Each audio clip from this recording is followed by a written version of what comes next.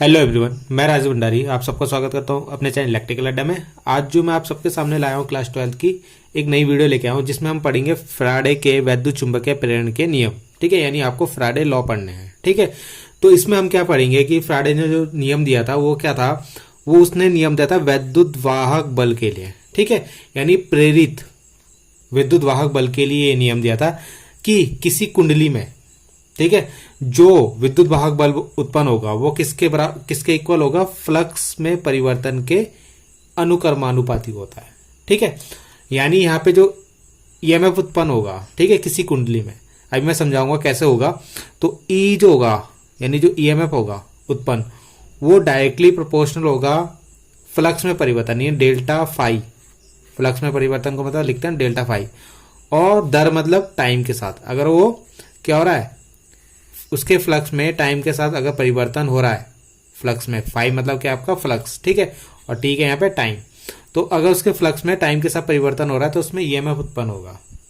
ठीक, ये बताया किसने, फैराडे ने। अब इसको समझते हैं कैसे होगा। जैसे मैंने इससे पहले वाली वीडियो में आपको बताया था, ठीक, कि जैसे सपोज आपके पास एक कॉइल है, क्या है, एक कॉइल है इस तरीके से, ठीक, और आप क्या कर रहे हो, इस कॉइल में आपने यहाँ पे लगाया है क्या, एक गैल्वेनोमीटर लगाया। ठीक, अब आपने क्या करा, इसके सामने आप एक वो लेके आए, क्या, मैग्नेट। जैसे मैग्नेट सपोज आपका ये एन है, ये एस, इसके सामने लेके आ रहे हो आप इस तरीके से। ठीक है, तो होगा क्या, जब आप इस मैग्नेट को इस कॉइल के पास लेके आओगे, ठीक है, तो क्या होगा, ये जो इसका जो फ्लक्स होगा वो इससे लिंक करेगा इस तरीके से।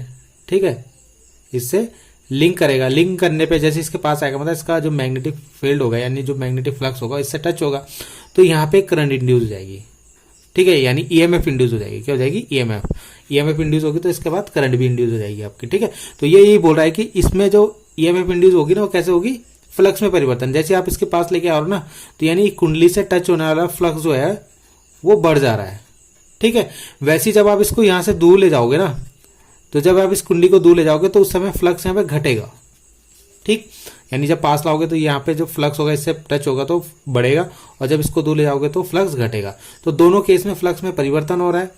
ठीक है, तो दोनों केस में ईएमएफ उत्पन्न होती है आपकी, यानी जब आप पास लेके आओगे या दूर लेके जाओगे तो दोनों केस में ईएमएफ उत्पन्न होगी। तो वो डायरेक्टली प्रोपोर्शनल होती है जितना भी फ्लक्स में परिवर्तन हो रहा है, ठीक है, उसके अनुक्रमानुपाती होती है। ठीक, अगर मान लो आप मैग्नेट को लेके आए, उसके पास लाके आपने रोक दिया, तब इसमें क्या होगा, फ्लक्स मतलब तब ईएमएफ उत्पन्न नहीं होगी, तब ईएमएफ आपकी जीरो होगी। यानी आपको लेके आना है, फिर ऐसे ऐसे ऐसे करना है। ठीक है, तब आपका इसमें फ्लक्स में परिवर्तन होगा, तब आपकी ईएमएफ उत्पन्न होगी। ठीक, तो ये तो था आपका ये इसने ईएमएफ के बारे में बताया था। ठीक है, इसी के आगे उसने क्या बताया कि जो विद्युत वाहक बल होता है ना, यानी ये जो ई हमारा उत्पन्न हो रहा है यहाँ पे, वो फ्लक्स परिवर्तन का क्या करता है, विरोध करता है। ठीक, यानी हम इसको कैसे लिखेंगे, जैसे अभी आपने लिखा E directly proportional to del phi upon delta T. ठीक है, अब आपने क्या करा यहां पे, अब इसने बोला फ्लक्स परिवर्तन का विरोध करेगा, यानी फाई यानी माइनस का साइन आएगा यहाँ पे। ठीक है, del phi upon del T. ठीक है, अब क्या होगा, ये माइनस का साइन क्या दिखा रहा है कि जो यहाँ पे ईएमएफ उत्पन्न हो रहा है ना, वो फ्लक्स परिवर्तन का विरोध करता है। यानी यहाँ पे जो ईएमएफ उत्पन्न हो रहा है ये फ्लक्स में परिवर्तन का विरोध कर रहा है। मतलब जैसे आप इसके सामने लेके आ रहे हो ना मैग्नेट को, तो यहाँ पे फ्लक्स बढ़ रहा है ना, और फ्लक्स बढ़ने से ईएमएफ उत्पन्न हो रहा है, तो ये ईएमएफ क्या करेगा, इस फ्लक्स परिवर्तन का विरोध करेगा। यानी ये क्या चाहेगा कि ये जब ये इसके पास आ रहा है, ठीक, तो ये दूर जाए। ठीक है, यानी फ्लक्स में परिवर्तन ना हो, यानी जब आप पास लेके आ रहे हो तो फ्लक्स बढ़ रहा है ना, तो ये फ्लक्स बढ़ने को रोकेगा। मतलब ये एन आ रहा है तो यहाँ पे भी एन बन जाएगा, इस कॉइल का अपना एन बनेगा, तो ये क्या करेगा, उसको अपोज करेगा इस साइड। ठीक है, तो इससे फ्लक्स में परिवर्तन आपका कम हो जाएगा।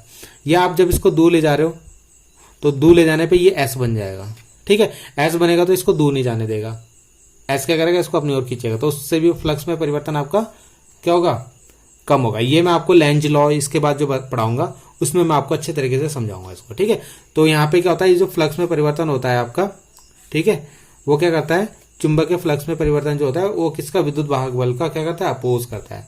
ठीक, इतना आपने पढ़ लिया। अब यहाँ पे प्रोपोर्शनल का साइन हटाओगे तो एक के कांस्टेंट ले लेते हैं, माइनस के डी फाइव क्या delta five upon delta T. ठीक है, इस तरीके से बन जाएगा आपका। ठीक है, अब हम इसको क्या लिख सकते हैं, यहाँ पे आपका क्या है, यहाँ पे के की वैल्यू 1 रख दो। के की वैल्यू 1 रखने पे क्या हो जाएगा, ई इक्वल टू बन जाएगा ये ठीक है। के की वैल्यू 1 रख दी तो डेल्टा 5 अपॉन डेल्टा टी बन गया आपका। ठीक, अब अगर मान लो यहाँ पे क्या है, फेरों की संख्या कितनी है आपकी, मान लो एन है, यानी यहाँ पे आपने जो फेरे कर रखे हैं, यहाँ पे टोटल एन फेरे कर रखे हैं। ठीक है, तो अगर एन फेरे हैं तो यहाँ पे ई की वैल्यू कितनी हो जाएगी, यहाँ पे माइनस भी था ना यहाँ पे। ठीक है, यहाँ पे एन की मल्टीप्लाई कर दोगे तो minus N delta 5 upon delta T. तो ये टोटल ईएमएफ उत्पन्न, जितना ईएमएफ उत्पन्न होगा उसकी इक्वेशन आ गई आपकी। ठीक है, यहाँ पे तो यहाँ पे जो उत्पन्न ईएमएफ आपका हो गया N delta 5 upon delta T आपका। ठीक है, तो ये ईएमएफ की वैल्यू आ गई आपकी, जो ईएमएफ उत्पन्न हो रहा है ना फ्लक्स को परिवर्तन करके, उसकी वैल्यू आ गई। तो ये नियम दिया था किसने, फैराडे ने। ठीक है, तो इतना आपको इसके अंदर लिखना है।